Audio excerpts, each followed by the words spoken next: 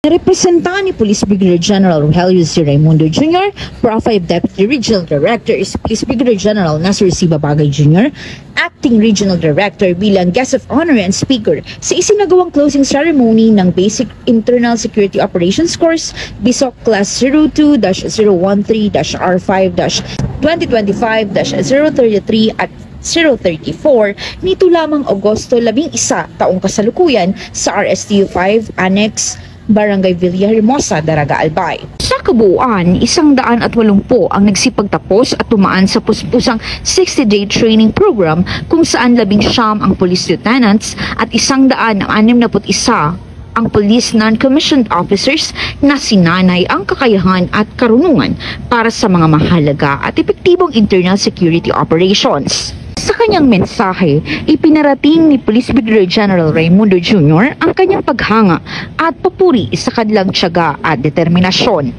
Ipinihatid naman ng overall top 1 ang kanyang pasasalamat sa lahat ng sumuporta at matyagang naghintay upang matapos nila ang nasabing training.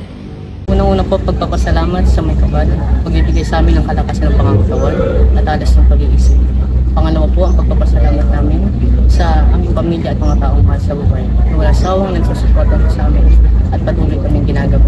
Ang PNP Bicol ay patuloy na bibigyan ng pagkakataon at sisiguraduhin ang abilidad ng bawat kasurug cops ay mahahasa para mas mapaganda ang serbisyo na iaalay sa publiko o komunidad. Mula dito sa Legazpi City, Albay, ako ang inyong PNN correspondent, Patrolwoman Jara de Duterte, alagad ng batas, tagataguyod ng Balitang Pulis.